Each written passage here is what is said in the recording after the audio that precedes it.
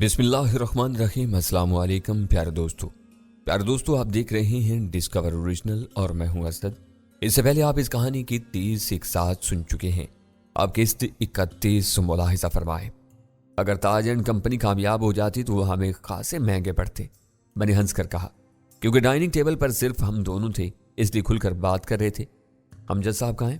پاپا صبح سویرے کہیں چلے گئے تھے، ابھی تک نہیں آئے ہیں۔ تب ہی صاحبزادی بے تکلف سے باتھ روم میں میرے کمرے تک چلی آئی تھی۔ میں نے سوچا، میں اپنے لیے چائے نکال رہا تھا، کمیرا نے کیتلی لے لی اور مجھ سے پوچھ کر خود چائے تیار کرنے لگی۔ اب آپ کا کیا ارادہ ہے؟ بائک آ جائے تو میں نکلوں گا، اور سرفراز؟ میں مستقبل کے بارے میں پوچھ رہی ہوں۔ اس نے بات کاٹ کر کپ میرے سامنے رکھا۔ ارادہ وہی ہے جو تم جانتی ہو، مجھے بھائی کے قاتلوں تک پہنچنا ہے، بلکہ پہنچ چکا ہوں۔ قہر شاہ کے ایک آدمی اور صاحبہ نے انکشاف کیا ہے کہ عادل کو اس کے حکم پر اغوا کر کے اس کے اعضاء نکالے گئے تھے۔ حمیرہ چونکی۔ سیف، میرے اغوا ہونے کے بعد آپ نے کیا کیا کیا اور اس دوران میں کیا ہوا؟ میں نے اسے بتایا کہ اسے تلاش اور پھر آزاد کرانے کے لیے میں نے کیا کیا کوششیں کی، اور اللہ نے مجھے کامیاب کیا، ورنہ میری اتنی طاقت کہاں جو ان بدماشوں سے ٹکرا سکوں۔ بات طاقت کی نہیں، ہمت کی ہوتی ہے، حمیرہ نے کہا۔ جب انسان ہمت کرتا ہے تو اللہ اس کی مدد کرتا ہے۔ میں نے ہمت کر لی ہے۔ تو ایک لمحے کو چپ ہوئی۔ لیکن سیف، یہ بہت خطرناک لوگ ہیں، تبھی تمہارے پاپا ان کے خلاف رپورٹ کرانے سے ہچکچا رہے ہیں شاید، لیکن وہ کسی واقف کار پولیس افسر سے بات کرنے گئے ہیں۔ کیا تمہاری بات ہوئی ہے ان سے اس موضوع پر؟ ہاں، اور میں نے ان کو وہی بتایا جو آپ نے کہا تھا، لیکن آپ اصل بات پہلے ہی بتا چکے تھے۔ شکر ہے میں نے جھوٹ نہیں بولا، ورنہ پاپا کے آگے شرمندہ ہونا پڑتا۔ انہوں نے مجھ سے کھل کر بات کی، اس لیے مجھے بھی سب کچھ تفصیل سے بتانا پڑا۔ پاپا نے مجھ سے کہا ہے کہ میں کچھ عرصے کے لیے دبئی چلی جاؤں، وہاں میری خالہ رہتی ہے۔ اچھا مشورہ ہے، یہاں رہنا خطرے سے خالی نہیں ہے، میں نے تائید کی۔ تم فوراً چلی جاؤ۔ میں کہیں نہیں جا رہی، اس نے نفی میں سر ہلایا، خاص طور سے آپ کو خطرے میں چھوڑ کر۔ تم یہاں میری کوئی مدد نہیں کر سکتی۔ کیوں؟ اب تک مدد کرتی نہیں آئی، آپ کے ساتھ نہیں رہی؟ اس نے اعتراض کیا۔ گولی تک کھا لی اور کیسے ساتھ دوں؟ شکر ہے تمہیں کوئی نقصان نہیں ہوا، میں نے کہا۔ حمیرہ، میں تمہیں کسی خطرے میں نہیں دیکھ سکتا، اور یہی بات میں بھی کہتی ہوں۔ اس نے میری آنکھوں میں جھانکا۔ میں بھی آپ کو خطرے میں نہیں دیکھ سکتی، اللہ گواہ ہے۔ میں قید میں تھی اور ہر لمحہ میری جان اور عزت کو خطرہ تھا، مگر مجھے آپ ہی کا خیال آ رہا تھا۔ میں آپ کے لیے دعا کر رہی تھی کہ اللہ آپ کو دشمن سے بچائے۔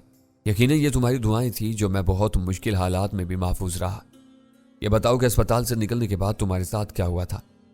سائمہ بہت چالاک عورت ہے، اس نے خاموشی سے آ کر میری کمر سے پستول لگا دیا۔ اوبایا میں پتہ بھی نہیں چل رہا تھا۔ اس نے مجھے دھمکی دی کہ اگر میں خاموشی سے اس کے ساتھ نہ گئی تو مجھے شوٹ کر دے گی۔ پستول میں سائلنسر لگا ہے، اور جب تک دوسروں کو میرے مرڈر کا پتہ چلے گا وہ یہاں سے جا چکی ہوگی۔ اس کا لہجہ ایسا تھا کہ میں ڈر گئی۔ میں نے ڈیوٹی کا کہا تو اس نے پھر دھمکی دی اور مجھے اس کے ساتھ باہر جانا پڑا۔ میں نے وہاں کہہ دیا کہ میں کام سے جا رہی ہوں۔ اگر میں کوئی بہانہ کرتی تو شاید پھر توجہ نہیں دی جاتی، اس لیے میں نے یوں کہا کہ شاید اسپتال والے اس بات کو محسوس کریں اور مجھے تلاش کرنے کی کوشش کی جائے۔ وہاں کسی کو فکر نہیں تھی، میں نے کہا۔ محسوس سب نے کر لیا تھا کہ تمہارے ساتھ کوئی گڑبڑ ہوئی ہے، مگر بول کوئی نہیں رہا تھا۔ بڑی مشکل سے انہوں نے مجھے بتایا کہ ایک اوبایا پوش عورت تمہیں ساتھ لے گئی ہے۔ سب کو اپنی پڑی رہتی ہے کہ پولیس کے چکر میں نہ آ جائیں۔ حمیرہ نے ٹھنڈی سانس لی۔ بہرحال پارکنگ میں ایک سیاہ وین کھڑی تھی، مجھے اس میں سوار کرایا گیا۔ وین عجیب سی تھی، اس کے صرف سامنے کی طرف 2 دروازے تھے۔ پیچھے جو کیبن تھا اس میں بھی سامنے والے حصے سے جانا پڑتا تھا، اور جو بالکل پیک ہو جاتا تھا، اس سے آواز بھی باہر نہیں جاتی تھی۔ وین میں تاج کے ساتھ ایک آدمی اور تھا۔ مجھے اور سائمہ کو پیچھے بھیج دیا۔ وین چل پڑی اور تقریباً 20 منٹ بعد وہ رکی۔ مجھے باہر نکالا اور اس بار تاج میرے ساتھ تھا۔ وہاں ایک کار پہلے سے موجود تھی، مجھے اس میں بٹھا کر وہ اس کوٹھی میں لائے تھے۔ تم نے کوٹھی دیکھی تھی؟ نہیں، راستے میں تاج نے میری آنکھوں پر پٹی باندھ دی تھی۔ انہوں نے تمہارے ساتھ برا سلوک تو نہیں کیا؟ عملی طور پر نہیں، لیکن تاج اور اس کے ساتھ دوسرے آدمی کی زبان بہت گندی تھی۔ حمیرہ کی آواز بھرا گئی، مگر اس نے فوراً خود پر قابو پا لیا۔ وہ مجھے اندر لائے اور پھر میری آنکھوں سے پٹی اتار دی تھی۔ میں نے کوٹھی اندر سے دیکھی تھی، وہاں کئی مرد اور عورتیں تھیں، اور وہ سب واہیات لوگ تھے۔ ایسا لگ رہا تھا کہ وہ جگہ برائیوں کا گڑھ ہے۔ وہ ڈھکے چھپے انداز میں بتا رہی تھی۔ میں نے سر ہلایا۔ تم نے ٹھیک کہا، وہ جگہ برائی کا گڑھ تھی اور اس کی تباہی ٹھیک ہوئی۔ مجھے اس کمرے میں ڈال دیا گیا تھا۔ پہلے مجھے باندھا نہیں گیا تھا، مگر 24 گھنٹے گزرنے کے بعد میرے اعصاب جواب دے گئے اور میں نے شور شرابہ کیا تو ان لوگوں نے مجھے باندھ کر میرا منہ بھی بند کر دیا تھا۔ پھر آپ نے آ کر مجھے کھولا تھا۔ اس دوران میں کوئی تم سے ملنے یا دیکھنے آیا اور تم نے کوئی خاص بات نوٹ کی؟ اس نے انکار کیا۔ مجھے کوئی خاص طور سے دیکھنے نہیں آیا تھا اور نہ ہی کوئی خاص بات ہوئی تھی۔ البتہ جب کوٹھی کی بجلی غائب ہوئی تو مجھے لگا کہ کوئی خاص بات ہو چکی ہے۔ تب میں نے بہت دل سے اللہ پاک سے دعا کی تھی کہ اگر میری زندگی ہے تو مجھے عزت و آبرو کے ساتھ زندہ رکھنا۔ اللہ نے تمہاری دعا قبول کر لی، میں نے کہا۔ شکر ہے، ہم کامیاب رہے۔ مجھے شاداب کی بھی فکر تھی۔ چائے سے فارغ ہو کر میں نے اس کے نمبر پر کال کی تو اسی نے کال ریسیو کی۔ سیف کہاں ہو تم؟ میں حمیرہ کے یہاں ہوں، تم کیسے ہو؟ اچھا بھائی، مزے میں ہو؟ وہ اپنی حالت سے قطع نظر ہنس کر بولا، میں ٹھیک ہوں لیکن ڈاکٹرز کہہ رہے ہیں کہ میں 4-5 دن اور اسپتال میں رہوں گا۔ وہ ٹھیک کہہ رہے ہیں اور تمہارے زخموں کے پیش نظر تمہیں کم سے کم 1 مہینہ مکمل آرام کی ضرورت ہے۔ میں فی الحال چھٹی پر ہوں۔ حمیرہ کیسی ہے؟ وہ کہاں سے ملی؟ یہ سب تمہیں میں بالمشافہ بتاؤں گا۔ بالکل نہیں، تم یہاں نہیں آؤ گے، اس نے تیزی سے کہا۔ میں نے اپنے کچھ خاص بندے یہاں لگائے ہیں اور ان کی رپورٹ ہے کہ اسپتال کی نگرانی کی جا رہی ہے۔ نگرانی کرنے والوں کو پکڑا کیوں نہیں گیا؟ یہ آسان نہیں ہے، پولیس کسی کو ایسے ہی گرفتار نہیں کر سکتی، مگر انہیں دوسرے طریقوں سے ڈرا کر بھگا دیا گیا تھا۔ اس کے باوجود وہ لوگ باز آنے والے نہیں ہیں۔ میں نے موبائل پر ہی اسے اپنے ساتھ مختصر پیش آنے والے واقعات سنائے اور پھر گوہر شاہ کے خلاف FIR کا پوچھا۔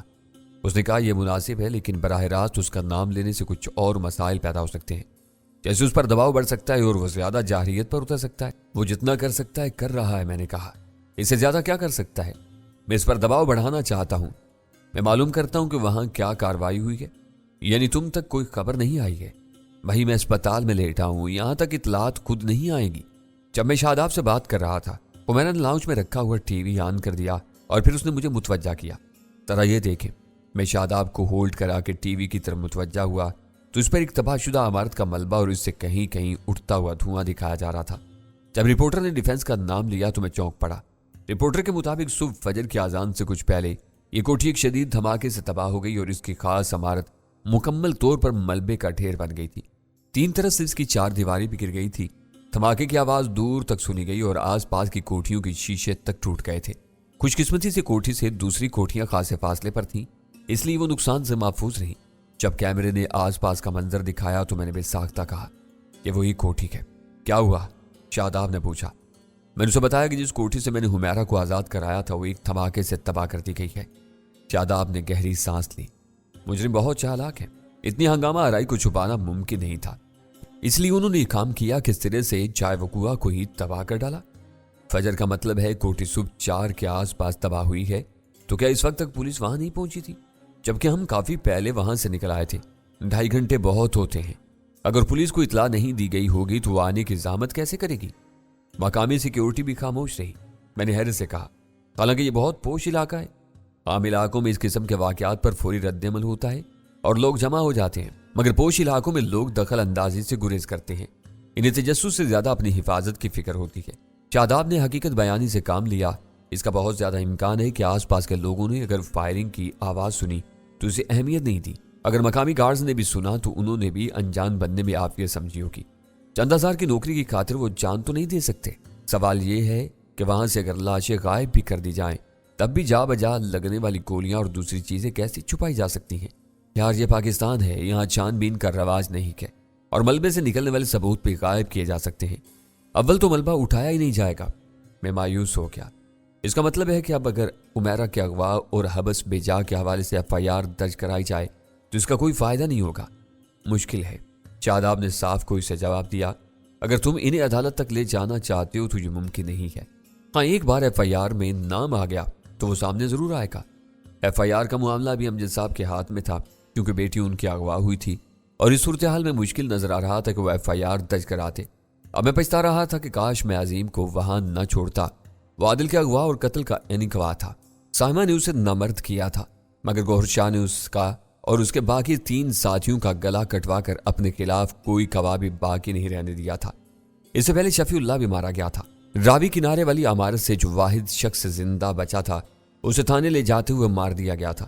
پھر اس کوٹھی کو پوری طرح تباہ کر دیا گیا جہاں سے حمیرہ کو بازیاب کرایا گیا تھا۔ گوہر شاہ بہت چالاک اور شفاق آدمی تھا۔ وہ اپنی طرف آنے والے تمام نشانات مٹا رہا تھا اور اب ہمارے پاس سوائے ایک الزام کے اور کچھ نہیں تھا۔ کہاں کھو گئے ہو؟ شاداب نے کہا تو میں چونکا۔ میں سوچ رہا ہوں کہ گوہر شاہ بہت چالاک آدمی ہے، بہت سے بھی زیادہ۔ میں نے اس کا بایو ڈیٹا نکلوایا ہے، پوری فائل ہے اور اس میں خاصے اہم انکشافات ہیں۔ اچھا، اس کے باوجود یہ آزاد گھوم رہا ہے؟ مجبوری ہے۔ ایک تو وہ سیاست داں بھی ہے اور دوسرا معلومات ہونا الگ بات ہے، और अदालत में इसे साबित करना अलग बात है। अदालतों में तो हमारे यहाँ कुछ साबित नहीं होता। असल मसला यही है। शादाब ने गहरी सांस ली। अगर पुलिस या दूसरी एजेंसियां मुजरिमों को गिरफ्तार करती हैं और इनके खिलाफ सबूत भी पेश करती हैं तो हमारे कानून में इतने सुकम हैं कि इनमें से बेशतर रिहा हो जाते हैं और बाकियों के मुकदमे इतने तवील अरसे तक चलते हैं कि गैर मुअस्सर होकर रह जाते हैं। चलो देखते हैं। मैंने ठंडी सांस ली। तुम आराम करो, मैं फिर कॉल करूंगा। टीवी पर अब खबर की तफसील आ रही थी। पुलिस और बम डिस्पोजल का अमला पहुंच गया था और मजीद धमाकों के खतरे के पेश नजर एक हद मुकर्रर की जा रही थी कि इससे आगे कोई नहीं जाएगा। मीडिया की कई वैन्स वहां पहुंच चुकी थी और कवरेज दे रही थी। मैं सोच रहा था कि इतने बड़े हंगामे के बाद मेरी मोटरसाइकिल महफूज रही होगी या किसी ने मशकूक समझकर इसे पुलिस के हवाले न कर दिया हो। ड्राइवर को गए हुए खासी देर हो चुकी थी। मैंने हुमैरा से कहा, क्या किसी तरह ड्राइवर से राब्ता नहीं हो सकता? बिल्कुल हो सकता है, उसने कहा और कार्डलेस उठाकर नंबर मिलाया। राब्ता होने पर बोली, हमीद कहाँ हो तुम? अच्छा ठीक है, जल्दी आ जाओ। उसने कार्डलेस रख कर मुझे बताया वो बाइक लेकर एक मैकेनिक के पास गया है, कह रहा है काम होते ही आ जाएगा। मुझे अब जाना है। मैंने इत्मीनान का सांस लिया। सरफराज की रकम मेरे हवाले कर दो। वो उठकर अंदर गई और एक स्कूल बैग ले आई और इसमें 20 लाख रुपए थे। मैं अब तक हैरान हूं कि एक फकीर ने सिर्फ मांग कर 3 साल में 20 लाख रुपए बचा लिए, जबकि उसने इससे ज्यादा कमाए होंगे। उमैरा ने बैग मुझे थमाया। आप कैसे जाएंगे? कोई टैक्सी कर लूंगा, मेरी कार ले जाएं। नहीं, वो दुश्मन की नजर में आ चुकी है। मैंने कहा, मुमकिन है वो कोठी की निगरानी कर रहे हो। तब तो आप किसी तरह भी जाएं, इनकी नजरों से नहीं बच सकते हैं। वो फिक्रमंद होगी। मैं कभी रास्ते से निकल जाऊंगा और जब इत्मीनान हो जाएगा कि कोई पीछे नहीं है तो टैक्सी ले लूंगा। अगर इसके बावजूद इन्होंने आपको देखकर पीछा किया तो आप क्या करेंगे? मैंने बेल्ट में लगा पिस्तौल थपथपाया और बोला, तुम फिक्र मत करो, अब मुझे इन लोगों की जुबान में जवाब देना आ गया है। शायद मैं इनकी सतह पर आ गया हूं। इसके बावजूद आप इनसे एक अलग आदमी हैं और आपकी जान बहुत कीमती है। आप अपना मवाजना इन लोगों से ना करें। ठीक है, नहीं करता, मैंने कहा और खड़ा हो गया। हो सकता है मैं आ जाऊं, लेकिन ना आ सकूं तो क्या तुम ड्राइवर से बाइक भिजवा दोगी? क्यों नहीं, उसने कहा, लेकिन आप क्यों नहीं आएंगे? कह नहीं सकता। मुझे यकीन है कि गौहर शाह के आदमी सरगर्मी से मेरी तलाश में होंगे। पिछले 2 दिन में होने वाले नुकसानात बहुत ज्यादा हैं। इसका एक ठिकाना तबाह हुआ, 2 नजरों में आ गए। इसके कम से कम 1 दर्जन आदमी मारे गए। अब वो जाती इंतकाम के लिए मेरी तलाश में होगा। इसलिए तो मुझे आपकी फिक्र हो रही है। हुमैरा ज्यादा फिक्रमंद होगी, मैं अपना बचाव कर लूंगा। मैंने उसे तसल्ली दी। मैं कमजोर नहीं हूं। मैंने हिम्मत की तो अल्लाह ने साथ ही दिए। तुम साथ हो, शादाब है और अब तारिक। यह अजीब सा आदमी नहीं है? उसने तजस्सुस से कहा। मैंने आज तक इस किस्म का सहाफी नहीं देखा। तुम सहाफी की बात कर रही हो? मैंने आज तक इस किस्म का शख्स देखा ही नहीं। मैंने कहा और हुमैरा को सरफराज के घर में होने वाला किस्सा सुनाया जब वो बेधड़क खुद कार राइफल के सामने चला गया। बैक वक्त इतना होशियार और इतना ही बेपरवाह आदमी मैंने नहीं देखा। फिर अपनी जिसामत से कताए नजर उसने तुम्हें आजाद कराने का मिशन जैसे तरतीब दिया, इस पर अमल किया। ये किसी फिट कमांडो के बस की बात भी नहीं है। आपने ठीक कहा, वरना उसे देखकर लगता है कि ये चलता फिरता भी मुश्किल से होगा। ओके, मैं तुम्हें कॉल करके बताऊंगा कि बाइक कहाँ पहुंचानी है। मैंने कहा। वो मुझे नीचे तक छोड़ने आई। मैं कभी गेट से बाहर निकला। उसने कहा, मैं तब तक यहीं खड़ी हूं जब तक आप टैक्सी लेकर यहां से निकल नहीं जाते। आप टैक्सी में बैठकर मुझे घर के नंबर पर कॉल करेंगे। उसने हाथ में दबा वो कार्डलेस दिखाया। अगर बाहर दुश्मन हूं तो आप फौरी तौर अंदर आएंगे। मैं दरवाजे पर हूं कि इसकी जरूरत नहीं है, इस वक्त खासी गर्मी है। गर्मी अच्छी खासी थी क्योंकि जरा सी देर में हुमैरा का गुलाबी रंग शहाबी हो गया था। उसने नफी में सर हिलाया। मैं यहीं हूं, आप जाएं। मैं बाहर आया तो गली दोनों तरफ वीरान और खाली थी। अलबत्ता जा बजा कचरे के ड्रम पड़े थे। बंगले वाले इन ड्रमों में अपना कचरा डाल देते थे और म्यूनसिपैलिटी का अमला आकर ये सब ले जाता था। मैं गली के एक सिरे की तरफ बढ़ा और कोने तक आकर बाहर झांका। ये जैली सड़क थी जो आगे जाकर एक बड़ी डबल सड़क पर खुल रही थी। मुझे टैक्सी इसी तरफ से मिल सकती थी, इसलिए मैं मुतमईन होकर तेज कदमों से उस तरफ चल पड़ा। फिलहाल किसी मशकूक फर्ज या गाड़ी को ना पाकर भी मैं चौंका था और आसपास से गाफिल नहीं था। इसलिए जब एक दरख्त के अकब से अचानक कोई शख्स नमूदार हुआ और मेरे मुतवाजी सड़क के साथ दूसरी तरफ चलने लगा तो मैं चौंक उठा। वो एक बंगले के सामने मौजूद उस बड़े से पीपल के दरख्त के पीछे रोपोश था। यानी मुमकिन था वो वहां किसी जरूरत के तहत गया हो और मैं ऐसा ही समझता, मगर उसने बाहर आने के बाद मेरी तरफ से बेनियाजी दिखाते हुए कनखियों से मुझे देखने की कोशिश की तो उसने मुझे चौंका दिया। लेकिन मैंने अपने अंदाज से जाहिर नहीं होने दिया कि मैं उसकी तरफ से चौकन्ना हो गया हूं। मेन रोड पर आते ही मैं मुखालिफ सम्मत में मुड़ा तो उसने उजलत में सड़क क्रॉस की और दूसरी तरफ ग्रीन बेल्ट पर आ गया। अब मुझे शुबा नहीं रहा था कि वो मेरे पीछे नहीं है। एक लम्हे को मुझे ख्याल आया कि मैं वापस चला जाऊं, मगर मैंने यह ख्याल झटक दिया। एक तो मुझे इन लोगों का सामना करना था इनसे बचना या चुप कर बैठ जाना मेरे लिए मुमकिन नहीं था। दूसरे, मुझे अपने भाई के कातिल गौहर शाह को कैफरे किरदार तक पहुंचाना था और उसके लिए मुझे सबूत और गवाहों की जरूरत थी। सड़क पर आगे कमर्शियल एरिया में टैक्सियां खड़ी थीं। मैंने एक टैक्सी वाले से कहा, मुझे समनाबाद जाना है। जाएंगे जी, क्यों नहीं जाएंगे? ड्राइवर ने मुट्ठी में दबा सिगरेट का कश लेते हुए कहा। आओ बैठो। मैं बैठ गया। जैसे ही मैं टैक्सी में बैठा, वो आदमी दूसरी टैक्सी की तरफ लपका और उसके ड्राइवर से कुछ कहा और फिर वो भी बैठ गया। मेरी टैक्सी हरकत में आई तो दूसरी टैक्सी भी हरकत में आ गई। मैं सोच रहा था कि दूसरी टैक्सी भी इन ही लोगों की थी या इसे राजी किया गया था। अगर वो इनका आदमी था तो मुझे कुछ और सोचना था। पहले मैंने हुमैरा को कॉल करके कैरियर से निकल जाने की इत्तला दी और फिर तारिक का नंबर मिलाया। उसे कहा था कि उसे 10 बजे से पहले कॉल न की जाए और इस वक्त 12 बज रहे थे, मगर वो अभी तक सो रहा था। कोई छठी बेल पर उसने कॉल रिसीव की और जमाही लेकर बोला, इतनी सुबह क्यों उठा दिया यार? काम है, मैंने कहा। मैं वहां से निकल आया हूं और मेरे साथ शाहजी का एक आदमी भी है, पीछे आ रहा है। तारिक ने दूसरी जमाही ली। क्या करना है उसका? कैच करना है, मैंने एहतियातन अंग्रेजी में कहा। कहाँ हो? मैं लोकेशन बताई। वैसे मैं समनाबाद की तरफ ही आ रहा हूँ। इसी पार्क तक आ जाओ, तारिक ने कहा, जहां मैंने तुम्हें काबू किया था। इसी जगह से अंदर आना। ठीक है, मैंने कहा और कॉल काट दी। गर्मी की शिद्दत की वजह से सड़कों पर ट्रैफिक कम था। हम आसानी से 15 मिनट में समनाबाद पहुंच गए। मैंने पार्क के साथ टैक्सी रुकवाई और किराया अदा करके पार्क में दाखिल हो गया। इसी वक्त पीछे वाली टैक्सी रुक रही थी और ताक़ुब करने वाला उजलत में उतरा था। इसने किराया अदा किया और मेरे पीछे लपका। इस वक्त वो कोई 100 गज पीछे था। इसे खौफ था कि मैं पार्क से किसी तरफ निकल न जाऊं। इसका खौफ बेजा नहीं था, क्योंकि इस पार्क के चारों तरफ आबादी थी और बेशुमार गलियां निकल रही थी। मगर मैं गायब होने नहीं आया था। अंदर दाखिल होते मैंने तारिक को आवाज दी, मगर इसकी तरफ से जवाब नहीं आया। पार्क जो अब घना जंगल बन गया था, वहां किसी एक फर्द को तलाश करना बहुत मुश्किल था। बाज़ जगहों पर तो दरख्त इतने करीब थे कि ऐन दोपहर में भी इनके नीचे अंधेरा था। मैं ऐसे ही एक हिस्से की तरफ बढ़ गया। यहाँ तने भी बहुत पास थे। एक मुनासिब जगह मोर्चा संभाल कर मैंने पिस्तौल निकाल लिया। वो कुछ देर बाद नमूदार हुआ। वो भी मुसल्ला था। उसने एक बड़े साइज का पिस्तौल उठा रखा था और इसकी नाल की लंबाई बता रही थी कि इसने साइलेंसर लगा रखा है। मैं चौंक पड़ा। वो मुझे कत्ल करने आया था। ये काम उसने मॉडल टाउन में क्यों नहीं किया? शायद इसलिए कि वो खामोशी से अपना काम करना चाहता था। इस पार्क में दाखिल होकर मैंने उसके लिए खुद आसानी पैदा कर दी थी। वो आराम से मुझे कत्ल करता और किसी की नजर में आए बगैर चला जाता, मगर उसे इल्म नहीं था कि मैं उसके ताक़ुब से वाकिफ हूं और उसे खुद यहां लाया था। मगर उसे मुसल्ला देकर अब मुझे फिक्र हो रही थी कि क्या वो इतनी आसानी से काबू में आ जाएगा। वो मुझसे कुछ 30 गज के फासले पर था। यह पार्क 1 मुरब्बा हेक्टर पर था, यानी 100 गज लंबा और 100 ही गज चौड़ा था। मैं तकरीबन वस्त में था। अचानक मेरे मोबाइल निकाल दी और मैं उछल पड़ा। मैंने उजलत में मोबाइल निकाल कर बेल काट दी और यह देखकर मेरा गुस्से से बुरा हाल हो गया कि कॉल तारिक की थी। उसने बेवक्त कॉल करके मुझे मरवा दिया था। दुश्मन अब मेरी तरफ आ रहा था और वो जान गया था कि मैं कहाँ हूं। मैंने सोचा कि उसे नजदीक आने की इजाजत देना खतरनाक होगा। उसने पिस्तौल सामने कर रखा था और जैसे गोली चलाने को बिल्कुल तैयार था। मैं साकित था और इसीलिए वो मुझे देख नहीं पा रहा था, मगर मैं ज्यादा देर साकित भी नहीं रह सकता था।